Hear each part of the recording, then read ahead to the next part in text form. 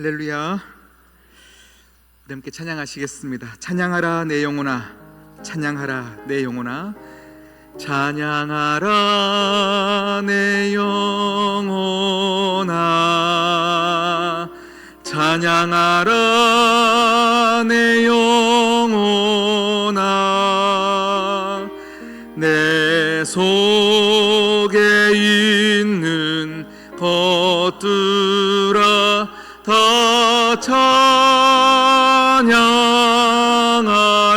감사하라, 감사하라 내 영혼아, 감사하라, 감사하라 내 영혼아,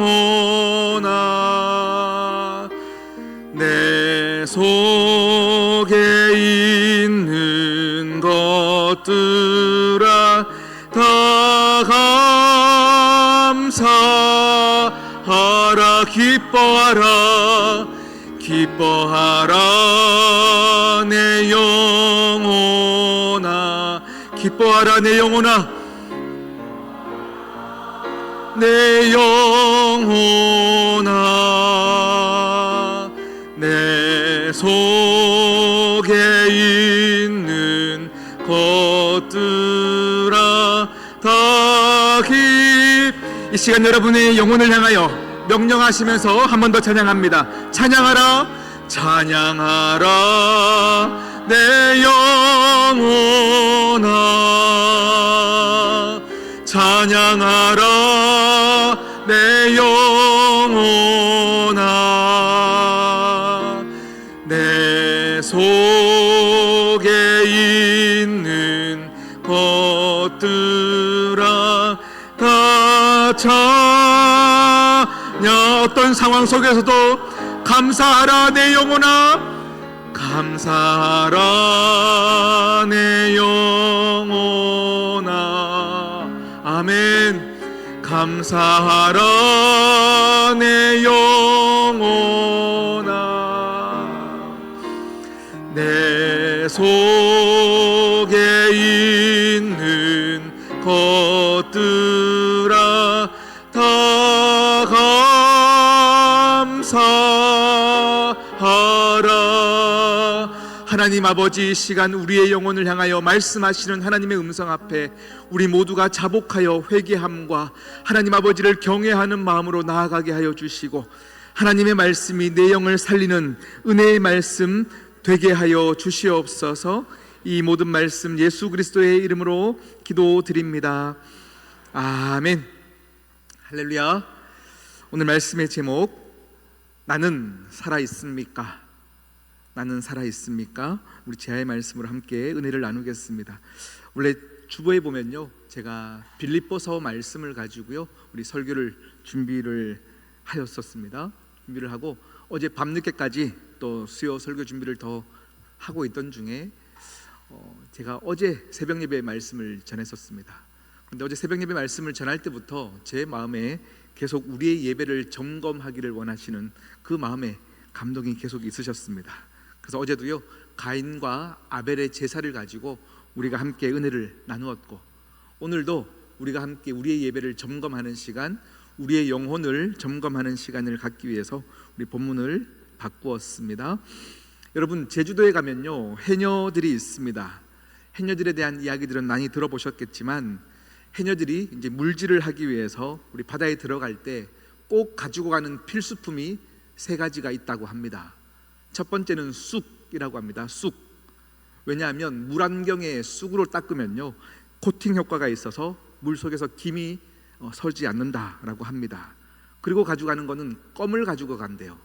껌을 가지고 가서 그 껌으로, 씹던 껌으로 우리 귀에 물이 들어가지 않도록 귀에 귓구멍을 막는다라고 합니다. 그리고 마지막으로 가져가는 건 뇌선이라고 합니다. 저는 처음 들어봤어요. 뇌선이라고 하는 게 두통약이라고 합니다. 수압 때문에 오는 두통을 이기기 위해서 뇌선이라는 두통약을 먹고 이 세 가지를 꼭 가지고 다닌다라고 합니다. 그런데 어느 신문에 봤더니요, 우리 해녀들을 이제 인터뷰하여서 다큐멘터리 영화를 제작하는 감독이 인터뷰한 기사를 제가 보았는데요. 해녀들의 삶을 나타내는 두 가지 단어가 있다고 합니다. 두 가지 단어.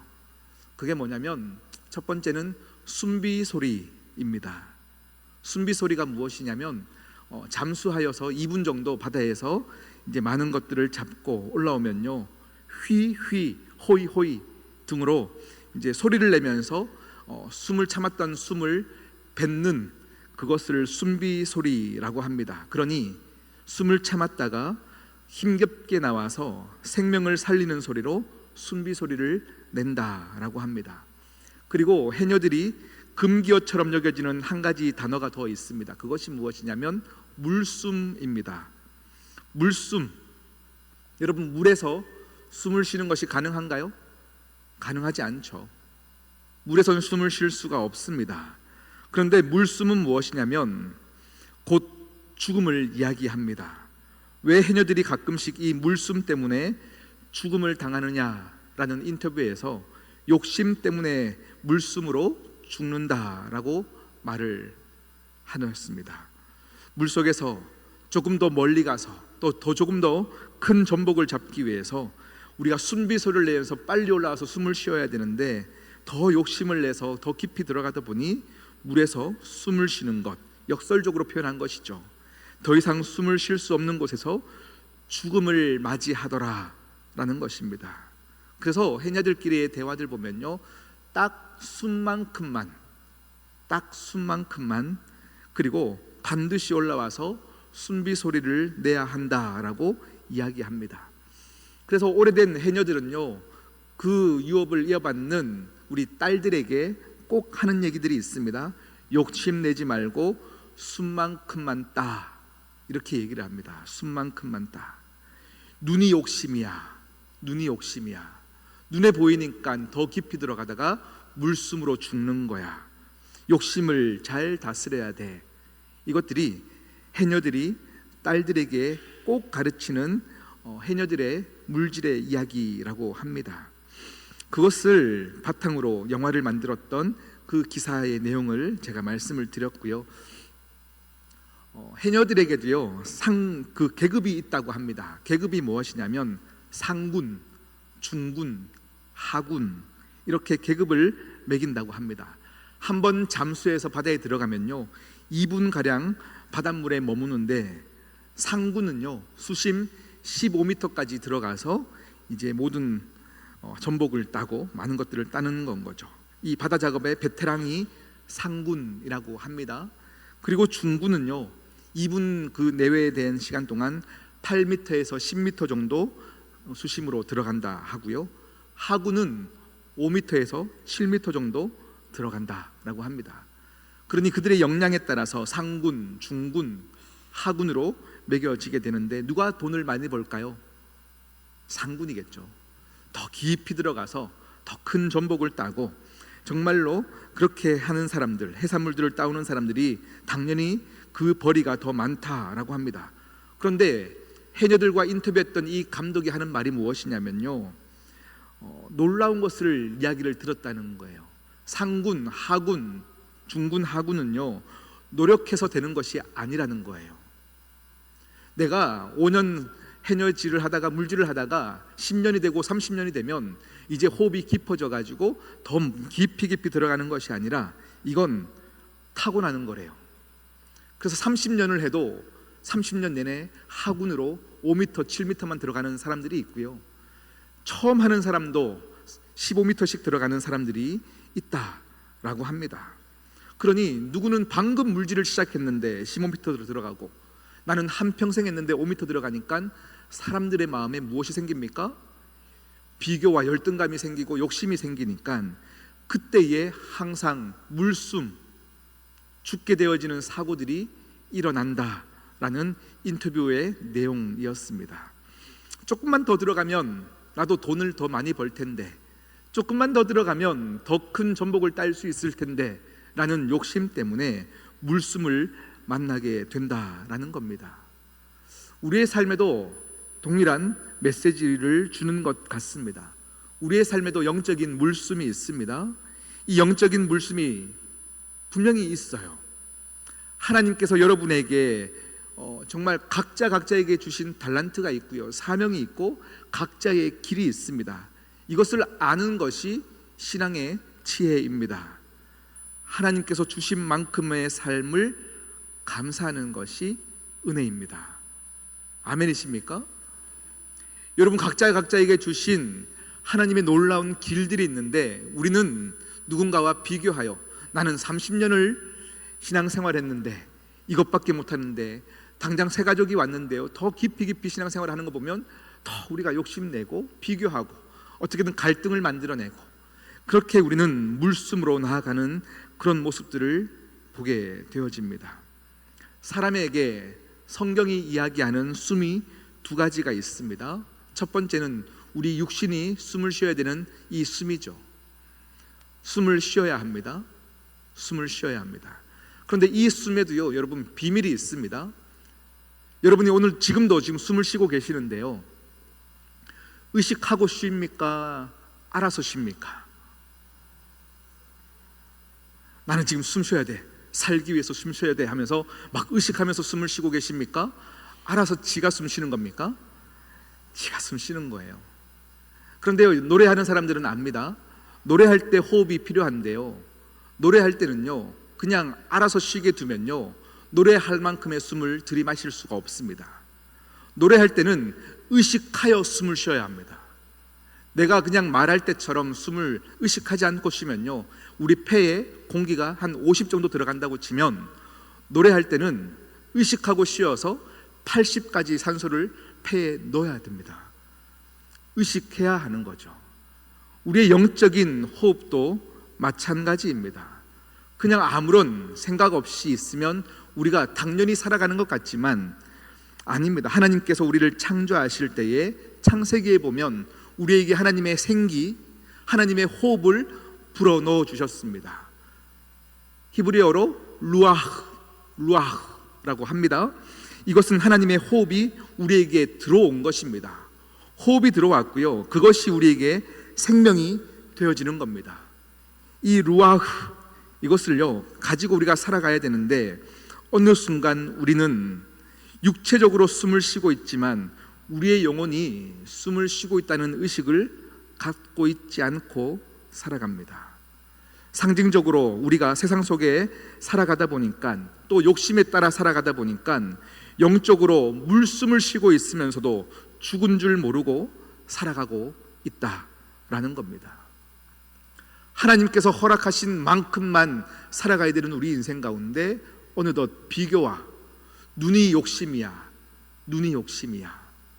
눈을 보면서 사람과 비교하면서 우리는 우리가 주어진 것 이상의 많은 것을 얻기 위하여 그 인간의 인생 가운데 욕심이 들어가 버렸습니다. 영적인 숨은 막히고 육적인 숨만 쉬면서 살아가는 것이 우리 인간의 모습일 때가 참 많습니다. 그래서 우리가 늘 우리에게 허락하신 하나님의 영, 생기, 영적인 호흡, 그것을 끊임없이 확인해야 하며, 그 확인하는 자리가 예배의 자리입니다. 아멘이십니까? 오늘 나는 숨을 쉬고 있는가? 내 영적인 상태는 과연 괜찮은가? 이것을 돌아보는 것이 오늘 말씀의 포인트입니다. 이게 바로 숨비 소리입니다. 예배의 자리가 숨비 소리여야 합니다. 세상 가운데 허덕이며 살다가 예배의 자리에 와서 하나님의 호흡으로 휘휘 숨을 쉬면서 생명을 다시금 공급받는 겁니다. 함께 찬양하고 기도하고 말씀을 선포하고 말씀을 아멘으로 받고 또 성도들 간에 함께 교제하고 사랑을 나누는 이 모든 것이 우리에게 숨비 소리인 것입니다.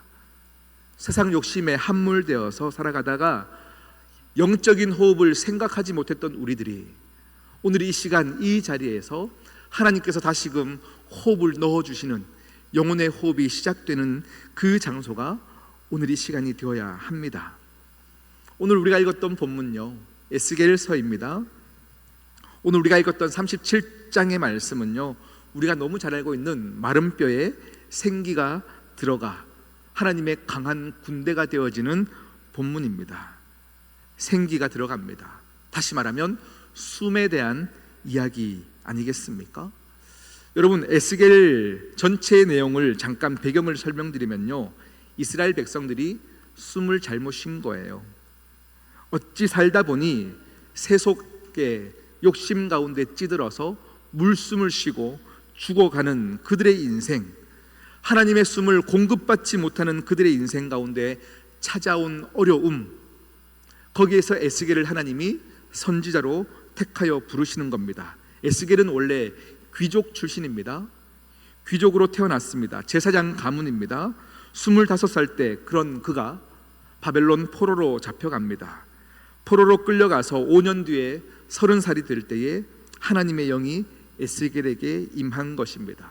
네가 나의 말씀을 대언하여라.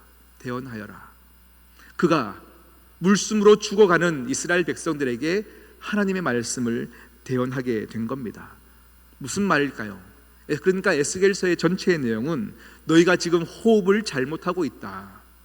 너희가 지금 욕심 때문에 물숨을 쉬며 죽어가는데도 죽어가는 것을 모른다라는 이야기입니다. 그러니 너희들이 바벨론의 포로로 잡혀가는 이유가 무엇인지를 기억하라 이 이야기입니다. 우리가 왜 포로로 끌려갔는지에 대한 설명이 에스겔서의 내용입니다. 그런데요, 에스겔은요, 이유만 설명된 것이 아닙니다.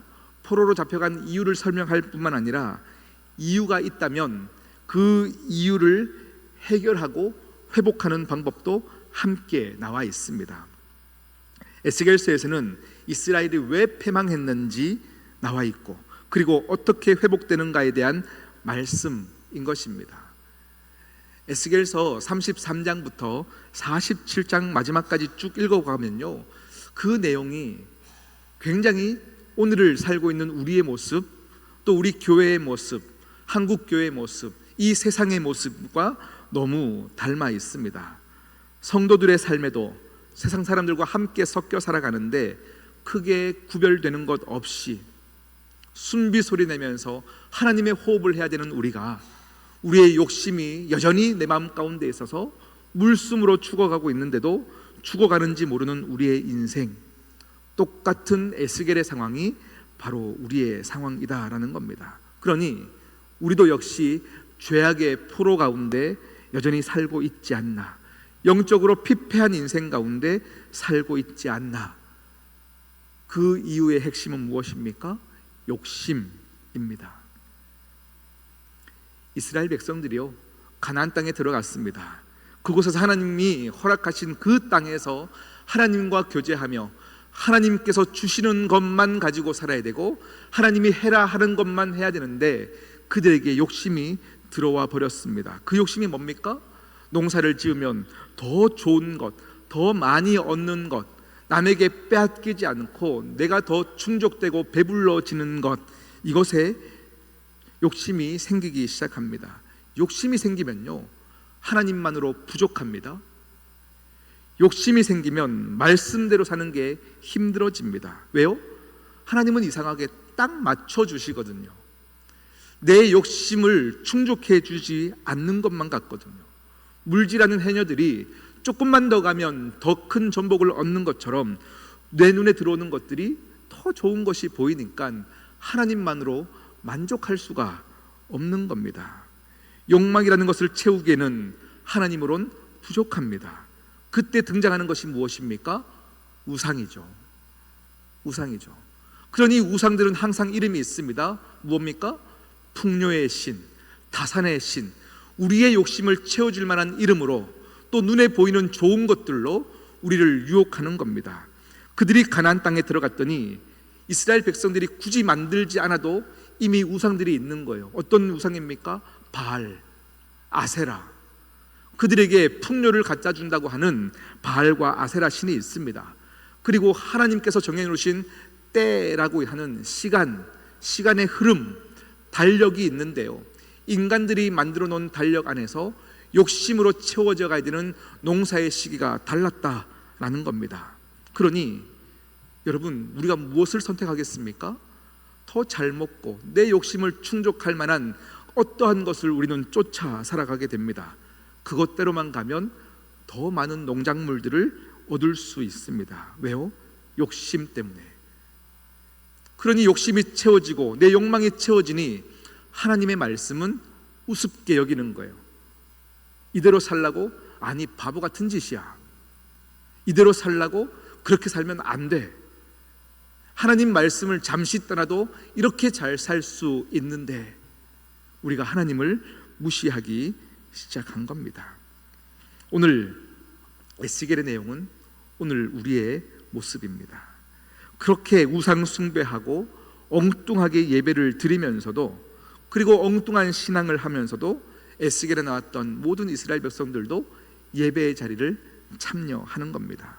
그런데 에스겔서에서 알려주는 그 가장 중요한 결과가 있습니다. 그게 뭐냐면 엉뚱한 예배를 드리고 엉뚱한 신앙에 빠져있는 우상을 섬기는 그들에게 하나님의 영광이 떠나가더라 라는 겁니다. 하나님의 영광이 떠나갔다. 이것이 바로 바벨론 포로 에스겔서의 핵심이었습니다. 그리고 오늘 우리가 살고 있는 이 시대에도 하나님이 우리에게 주시고자 하는 메시지가 있습니다.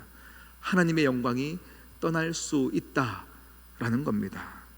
우리가 엉뚱한 신앙생활을 하는 한 하나님을 우리가 붙잡을 수 없고 하나님은 움직이신다라는 겁니다.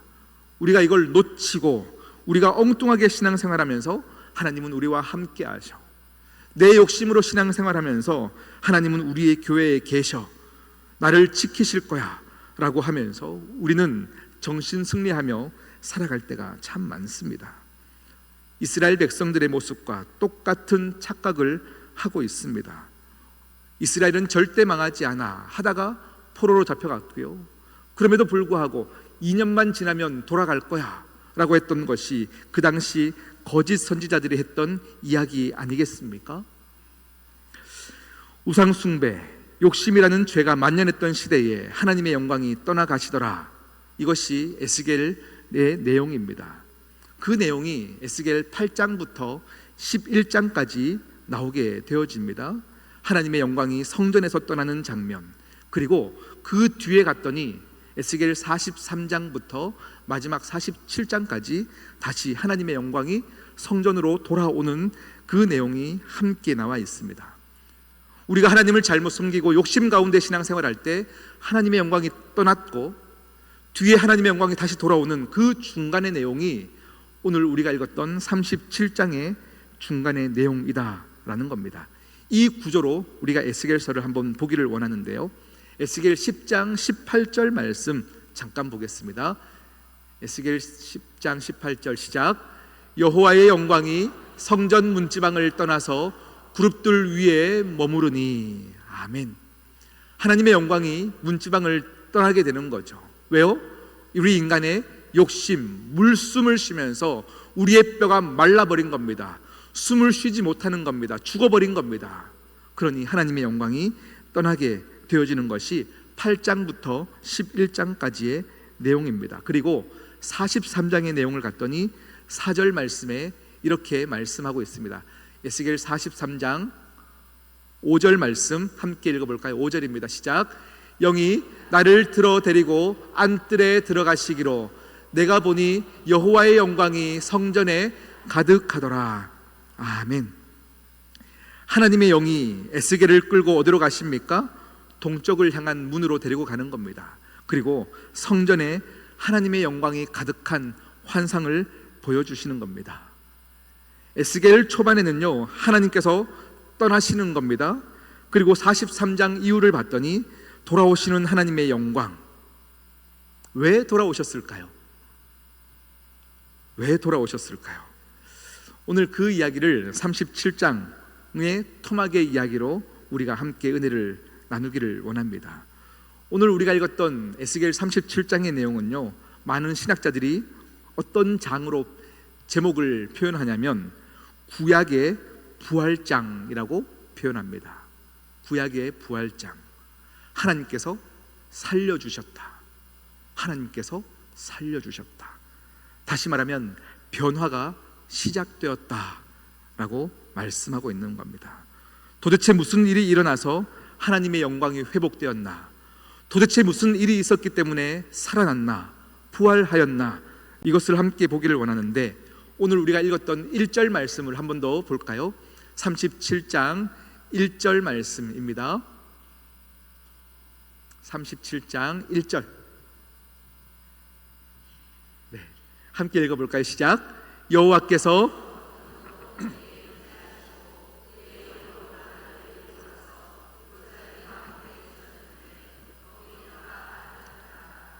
아멘. 2절 말씀도 한번 읽어볼까요? 2절도 시작.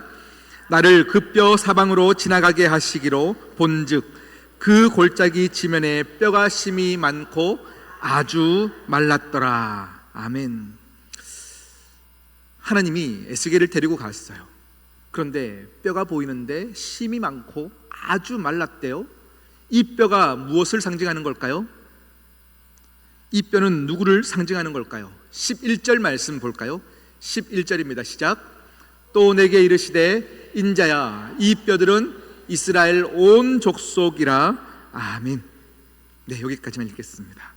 네, 바알과 함께 아세라와 함께 세상의 욕심을 따라 그 안에서 물숨으로 죽어가던 앙상하게 말라버린 뼈가 이스라엘 백성이라고 얘기합니다.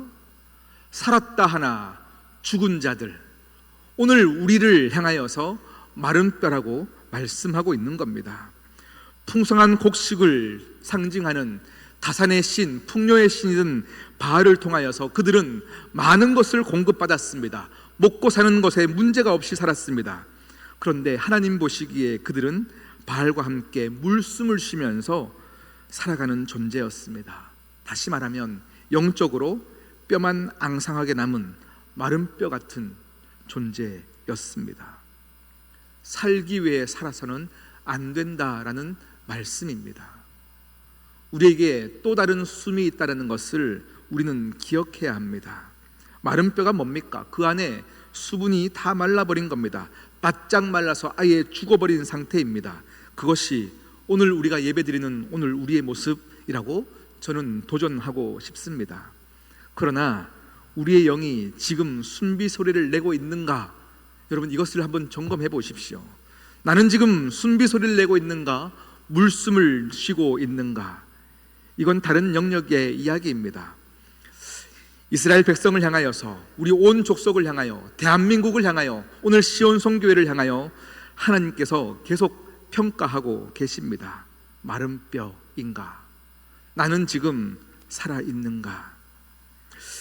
여러분, 우리가 살기 위해서는 무엇을 기억해야 하냐면요, 나도 마른 뼈가 될 수 있다라는 문제의식을 가지고 살아가야 해요. 나도 한순간에 마른 뼈가 될 수 있고, 나도 잘못된 신앙관으로 잘못된 하나님을 찬양하면서 아무런 생각 없이 살아있으나 죽은 자의 모습으로 살 수 있다라는 문제의식을 가지고 살아가는 것이 너무너무 중요합니다. 내가 마른 뼈임을 알지 못하면 회복이 없습니다. 그냥 괜찮다 여겨버리면 거기에는 변화가 없습니다. 아까 말씀드렸던 에스겔 8장부터 11장까지 여호와의 영광은 떠났음에도 불구하고 내가 그 자리에 있으면서 하루 세 끼 밥 잘 챙겨 먹고 그냥 떵떵거리며 사니 위기의식을 못 느끼고 하나님이 당연히 계시겠지, 하나님이 함께 하시겠지 하고 그곳에 죽어있는 상태가 있지 않는가? 우리는 문제의식을 가지고 살아가야 합니다. 43장 이후에 나타나는 하나님의 영광이 돌아오는 데에도 우리는 관심이 없어서 변화가 없고 그냥 나만 잘 먹고 잘 살면 그게 신앙생활이야 라고 또 느끼지는 않느냐라는 겁니다. 여러분, 영적인 우리의 민감함, 그 반대말은 무엇이겠습니까? 영적인 무뎌짐이겠죠. 무뎌진다는 것은 뭡니까? 성령님이 없음에도 불구하고 모르고 살아가는 것입니다. 또 반대로 성령님께서 우리에게 임재하셨는데도 그 성령님을 필요로 하지 않는 것, 하나님의 영광이 나에게 머무는 건 맞나? 잘 알지 못하는 것, 이것을 오늘 에스겔서가 우리에게 말씀하고 있는 겁니다. 문제를 의식하지 못하면 대답도 없는 거고 해답도 없는 겁니다.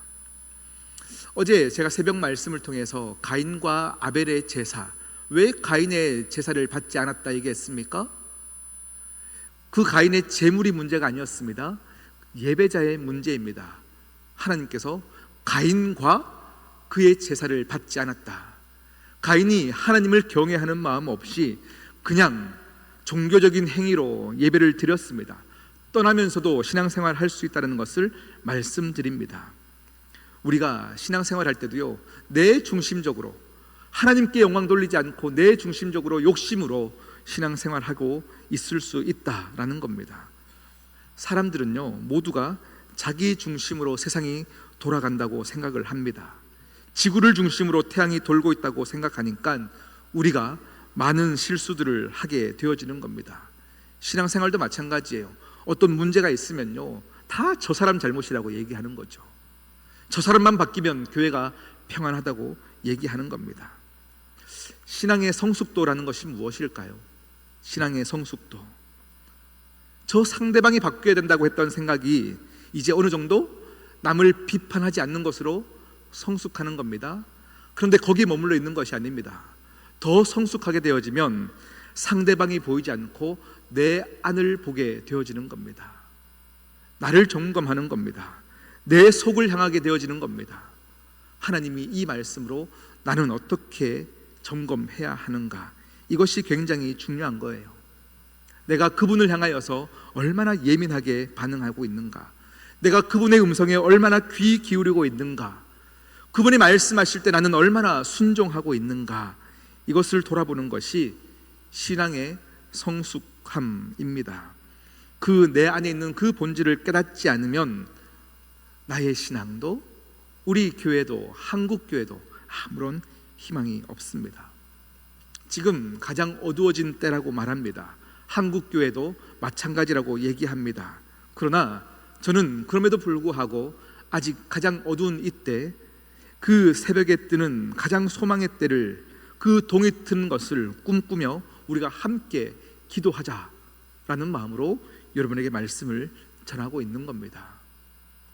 누구 때문에, 목회자 때문에, 저 사람 때문에 우리는 영적으로 어두워졌다라고 탓하는 것이 아니라 나는 지금 마른 뼈가 아닌가 점검하는 것으로도 하나님은 역사하신다라고 말씀하고 있는 겁니다.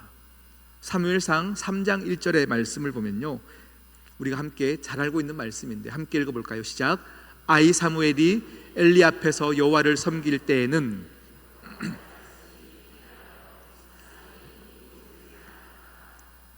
아멘. 엘리 제사장은 전혀 예민하지도 민감하지도 않았습니다. 자기 욕심에 가득 차 하나님의 말씀을 대언하지 못했습니다. 하나님의 영에 사로잡히지 못하고 이상이 희귀했다라고 말씀하고 있습니다. 하나님이 음성을 들려주시지 않는 거예요. 모습을 볼 수 없는 거예요. 다시 말하면 하나님의 영광이 떠났다라는 겁니다. 그때 누가 등장합니까? 사무엘이 등장하는 겁니다.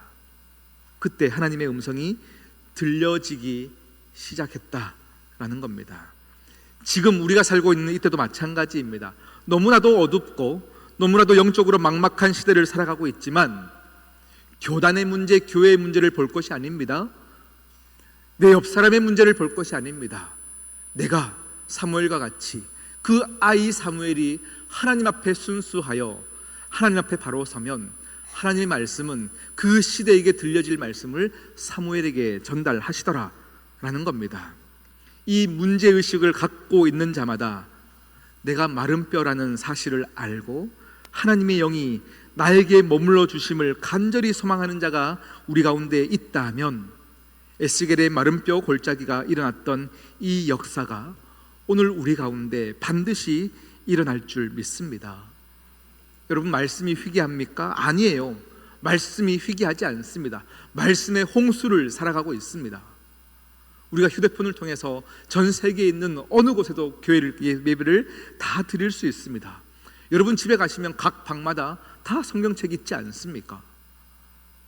우리는 말씀의 풍년을 살고 있는데도 그럼에도 불구하고 진짜 말씀의 회귀한 시대를 살고 있는 겁니다. 계속 물숨 쉬고 있는 겁니다. 30년 40년 신앙생활 하는데 우리 안에 욕심이, 욕망이 더 커져가는 겁니다. 그러니 하나님을 고백하는데 하나님을 믿지 못하고 있습니다. 에스겔 37장 12절 13절 말씀을 한번 읽어볼까요? 시작. 그러므로 너는 대언하여 그들에게 이르기를 주 여호와께서 이같이 말씀하시기를 내 백성들아 내가 너희 무덤을 열고 너희로 거기에서 나오게 하고 이스라엘 땅으로 들어가게 하리라. 네, 12절 계속 보면요, 12절을 보면요, 하나님께서 말씀하시는데 내 백성들아, 그 다음 뭐라고 말합니까? 내가 너희 무덤을 열고, 그 다음요, 우리를 나오게 하고, 그 다음 이스라엘 땅으로 들어가게 하신대요. 이제 하나님께서요, 우리 인간의 선한 것이 없음을 하나님께서 아시고 하나님이 작정하신 거예요. 하나님이 왜 회복시켜줬나? 아까 질문을 드렸는데 하나님께서 우리 안에 선한 것이 없어서 자정 능력이 없는 것을 보며 안타까워하시며 하나님이 스스로 결정하신 겁니다. 내가 이제 너희들의 마른 뼈 같은 다 죽은 그 죽음의 골짜기 무덤을 내가 열겠다. 그리고 내가 너희를 거기서 나오게 하겠다. 그리고 너희가 가야 할 가나안 땅 이스라엘 땅으로 내가 들어가게 하겠다. 이건 우리의 행동이 아니었습니다. 은혜입니다. 아멘이십니까? 하나님이 작정하신 거예요. 13절 계속 이어서 볼까요? 함께 읽겠습니다. 시작. 내 백성들아 내가 너희 무덤을 열고 너희로 거기에서 나오게 한즉 너희는 내가 여호와인 줄을 알리라. 아멘. 여러분, 교회가 살아나기 위해서 누가 역사해야 합니까? 하나님께서 역사하셔야 합니다. 아멘이십니까? 하나님이 누구에게 역사하시냐면 내가 마른 뼈인 줄 아는 자에게, 그 마른 뼈에게, 죽은 무덤 가운데 있는 자들에게 하나님이 들어가셔서 무덤을 열고 그들을 나오게 하고 그들을 가나안 땅 이스라엘 땅으로 가게 하시겠다 약속하는 겁니다. 그래서 오늘 말씀을 제가 짧게 두 가지 적용을 드리려고 합니다. 오늘 우리가 읽었던 성경의 본문인데요, 37장 3절 말씀 한번 볼까요? 37장 3절에 보면요, 그가 내게 이르시되 인자야 이 뼈들이 능히 살 수 있겠느냐 하시기로. 하나님께서 에스겔에게 이 질문을 하십니다. 어떤 질문이냐고요? 능히 살 수 있겠느냐. 지금 에스겔의 눈에 보이는 것은 무엇입니까? 완전 빼짝 말라버린 마른 뼈입니다. 생명이라고는 찾을 수 없는 그곳을 데려가서 하나님이 무슨 말씀을 하시냐면 이 뼈들이 능히 살 수 있겠느냐라고 말씀하십니다. 여러분, 뼈가 살 수 있을까요? 이게 인간의 상상으로 되는 일입니까? 안 됩니다. 뼈가 어떻게 살겠습니까? 뼈를 본드로 붙이다 해서 살겠습니까? 거기에 근육이 붙어야 하고 신경이 붙어야 하고 살이 붙어야 하고 이것들을 누가 인간들이 상상할 수 있겠습니까? 그런데요, 하나님께서 능히 할 수 있습니다의 대답을 지금 에스겔이 하는 겁니다. 이것을 주께서 아시나이다. 주께서 아시나이다. 다시 말하면 우리가 이 죽어가는 이 시대를 향하여서 하나님이 우리에게도 말씀하십니다. 죽어가는 이 말세 때를 살아가고 있는 우리를 향하여 우리 손을 잡고 이 세상을 보여주시며 이 마른 뼈 같은 이 골짜기 안에서 너희는 능히 살 수 있겠느냐 우리에게 질문하실 때 우리에게 필요한 것은 믿음인 것입니다. 하나님이시면 할 수 있습니다. 하나님이시면 할 수 있습니다. 여러분, 이 믿음이 여러분 가운데 있기를 축복합니다. 여러분, 하나님은 가능하십니다. 그런데 우리 인간들이요, 요즘 참 뭐라고 표현해야 될까요? 우리 목회자들 중에서도요, 굉장히 한국교회 또 그 권위의식들이나 이런 부분에서 굉장히 부패한 목사님들이 있는 건 사실입니다. 그래서 여러분, 굳이 교회 가지 않아도 됩니다. 여러분 몸이 성전입니다 하면서 지금 마구 우리에게 그 교회론을 흔들어 드리는 많은 목사님들이 계십니다. 우리의 눈에 보이는 한국 교회가 무너지는 모습 가운데, 그래서 우리가 교회를 떠나서 가나안 성도가 만들어지면 그것으로 여러분의 신앙을 지킬 수 있겠습니까? 아닙니다. 이 마른 뼈 같은 죽음의 골짜기 가운데 하나님은 또 여러분을 데려가셔서 그곳을 보이시면서 우리에게 이 뼈들이 살아날 수 있겠느냐 물으실 때에 아멘, 하나님이면 할 수 있습니다 하고 우리가 하나님의 일하심들을 기대하는 마음으로 또 그 자리에서 우는 것에서 우리는 시작해야 되는 겁니다. 그러니 한국교회를 비판하고 정죄하는 것으로 이 교회가 살 수 없다라는 겁니다. 그 현장으로 하나님이 우리를 손잡고 데려가서 여호와께서 하실 수 있습니다에 대한 믿음을 우리에게 요구하고 계십니다. 또 한 가지 우리에게 요구하시는 것이 있는데요, 4절 말씀 볼까요? 4절 5절인데요 함께 읽겠습니다. 시작. 또 내게 이르시되 너는 이 모든 뼈들에게 대언하여 이르기를 너희 마른 뼈들아 여호와의 말씀을 너희 마른 뼈들아 아멘이십니까? 우리가 살 수 있는 유일한 방법이 무엇입니까? 여호와의 말씀을 듣는 겁니다. 이 말씀이 무엇인가가 5절에 나와 있습니다. 5절 말씀 함께 볼까요? 시작. 주 여호와께서 이 뼈들에게 이같이 말씀하시기를 내가 생기를 너희에게 들어가게 하리니 너희가 살아나리라. 아멘. 마른 뼈들아 말씀을 들을지어다. 여호와께서 말씀하시기를 내가 생기를 너희에게 들어가게 한다. 다시 말하면 여호와의 말씀이 우리의 호흡이고, 아멘이십니까? 여호와의 말씀이 여러분의 호흡이고 생명이고 능력인 것입니다. 그때에 너희가 살아나리라 라고 말씀하고 있습니다. 여러분, 하나님을 믿으면서도요 우리의 욕심을 제어하지 않고 내가 마른 뼈인 줄 모르면 죽습니다. 그러니 날마다 점검하시고 또 점검해 가셔야 합니다. 어제 오후 시간에 제가 말씀을 급히 바꿔서 말씀을 준비하는데요, 하나님께서 우리 교회에도 더욱더 우리가 더 나눌 것들에 대해서 이 욕심에 대한 묵상을 하는데요, 하나님께서 우리 가운데 많은 은혜들을 주셨지 않습니까? 회복시켜 주시고 회복을 뛰어넘어 부흥을 허락해 주시고 많은 은혜를 주셨는데, 그래서 우리가 더욱더 나눠야 될 것들이 무엇인가 생각하던 중에 우리 인근에도 그렇고요, 또 정말로 젊은 목회자들이 교회를 개척하여서 아직 성도들이 한 명도 없이 그냥 가족들, 아기들만 데리고 개척교회를 하시는 목사님들이 갑자기 불현듯 생각이 나는 겁니다. 그래서 어제 오후 시간에 그 개척교회를 놓고 기도하는데 하나님께서 제 마음에 또 감동을 주셨어요. 그래서 어제 저녁 시간에 급하게 또 장로님들께 문자를 보냈습니다. 장로님, 하나님께서 이런 감동을 주십니다. 개척교회들이 너무 어렵고 목회자들이 어려운데 이번 추석 명절에 그 개척교회들 가족들끼리 한 번이라도 식사할 수 있게끔 좀 선교 헌금으로 우리가 식사비를 개척교회에 지원하면 어떻겠습니까? 그래서 장로님들이 또 다 너무 좋아하시는 건 거죠. 그래서 이 개척교회들을 우리가 선정하여서 우리가 한 번이라도 식사할 수 있는 우리의 재정을 또 드릴 계획입니다. 그리고 또 10월 달에 우리 교회에서 또 2번의 결혼식이 있습니다. 그런데 또 7월 달에 등록한 새 가족인데요, 해외 중국에서 넘어온 교포 부부가 있습니다. 신혼부부인데요, 가족들도 없고 경제적인 형편도 어려워서 그냥 결혼식을 올리지 않고 살아가는 우리 새 가족 신혼부부가 있습니다. 그래서 10월 첫 주는 우리가 원래 예정되었던 우리 결혼식을 하고요, 오후 시간에는 그 가정을 초청하여서 우리가 결혼식을 함께 열어주면서 우리의 있는 것들을 함께 나누고 생명을 나누고 이것을 통하여서 하나님의 루아흐, 호흡을 전달하면 어떨까? 아멘이십니까?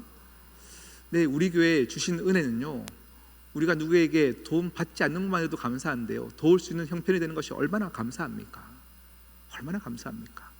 그렇게 우리가 계속 섬길 수 있는 것으로 우리가 뻗쳐나가기를 소망합니다.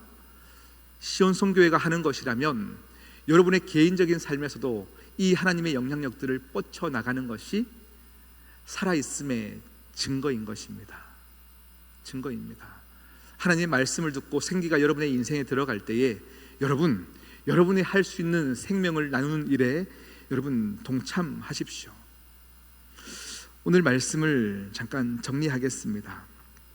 예수님께서 12 제자와 함께 3년 내내 동고동락 하시면서 제자 훈련 시키신 거거든요. 제자 훈련을 시켰고 그들에게 이미 죽을 것을 3번이나 예언하셨는데 우리 주님이 십자가에서 달리실 때 모든 제자들이 실망합니다. 실망하는 것을 뛰어넘어서 두려워하고 도망가서 다 흩어지게 됩니다. 왜요? 우리 예수님의 그 십자가의 죽음은 종교형이 아니라 정치형으로 죽으신 겁니다. 정치형은 가장 잔인하게 죽는 겁니다. 그러니 예수님과 함께 살았던 제자들이라고 이렇게 소문이 나기 시작하면 나도 죽는 거거든요.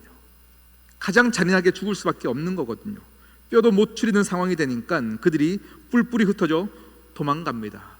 그런데 죽으셨던 그 주님이 부활하셔서 제자들에게 찾아오셔서 평강하라, 평강하라 말씀을 주십니다.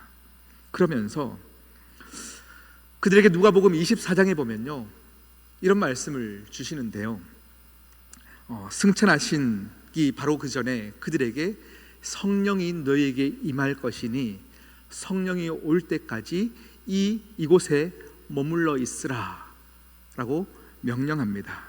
성령이 오기 전까지 이곳에 머물러 있으라. 그들이 두려워서 도망가던 그들이 예수님의 말을 듣고 그곳에 머물러 있는 거예요. 누가복음 24장이 끝나고 누가가 함께 이었었던 성경이 무엇입니까? 사도행전 1장이죠. 그곳에 머물러 그들이 성령을 받으니 그들의 모습이 달라지기 시작하는 겁니다. 그들이 성령을 받기 시작하니까 그들이 달려갔던 곳이 어디냐면 예루살렘으로 달려갑니다. 그 예루살렘은 어떤 곳이냐면 그들에게 무서움의 장소였습니다. 두려움의 장소였습니다. 정치범으로 몰려서 죽을 수 있는 장소입니다. 그런데 성령으로 충만해졌더니 그들이 마른 뼈가 부활하는 겁니다. 그들의 두려움이 기쁨으로 바뀌는 겁니다.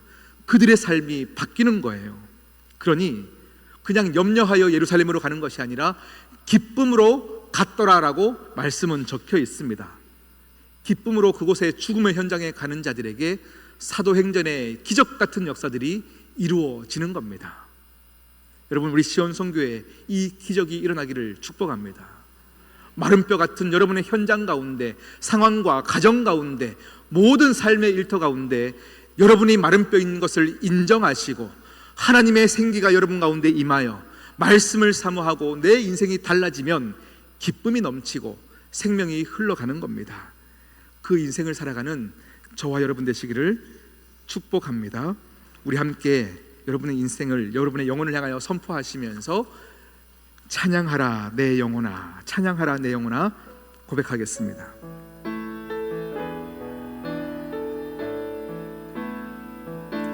찬양하라 내 영혼, 마른 뼈 같은 여러분의 영혼을 향하여 찬양하라 내 영혼아.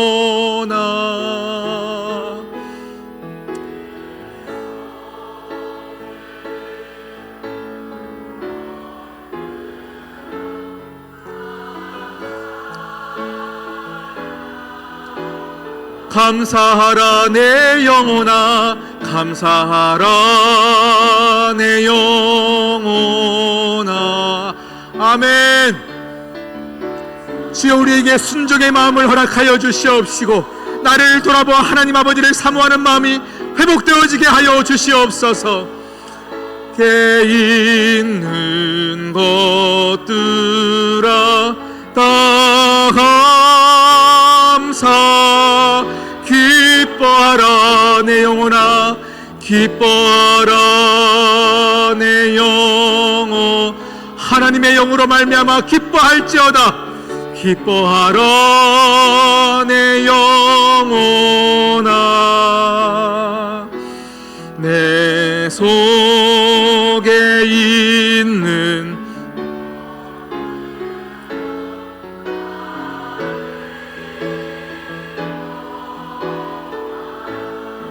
우리 시간 함께 기도하시겠습니다. 여러분의 영혼에는 이상이 없습니까? 여러분의 영혼이 말라가고 있지는 않습니까? 내 영혼이 숨을 쉬지 못하고 세상의 욕망과 욕심에 따라 그저 물숨만 쉬고 있는데도 괜찮다 생각하진 않습니까? 이 시간 성령님께서 저에게 찾아오셨고 여러분에게 찾아오셨습니다. 배목사야, 뼈여도 괜찮다. 마른 뼈여도 괜찮다. 내가 너에게 다시금 생기를 불어줄 것이니 네가 살아날 것지어다. 네가 살아날 것이니라. 하나님 명령하십니다. 이 시간 하나님께서 일하실 것들을 기대하시면서 이 시간 내 영혼아 살아날지어다, 내 영혼아 찬양할지어다 함께 기도하시겠습니다. 하나님 아버지 참 감사합니다. 마른 뼈 같은 우리를 향하여 괜찮다 말씀하시는 하나님의 은혜를 기억하며 이 시간 기도합니다. 하나님, 내 잘못과 내 욕심으로 말미암아 말라버린 내 뼈, 말라버린 내 뼈, 죽어가는 내 뼈, 하나님 아버지여 이 시간 찾아와 주셔서 하나님 아버지여 나에게 생기를 불어주시옵시고 강한 군대가 되어지게 하여 주시옵소서. 하나님 아버지여 이 시대가 죽어가는데 아버지여 교회를 탓하고 목회자를 탓하고 내 옆 사람을 탓하는 이 순간 우리 모두가 말라져 갔습니다. 죽음으로 아버지 탓하며 이기적으로 살았던 우리 가운데 이 시간 나를 돌아보게 하시고 나를 살리시는 하나님의 음성이 들리게 하여 주시옵소서. 하나님 감사합니다. 함께 하실 주님을 찬양하며 예수님의 이름으로 기도드립니다. 아멘.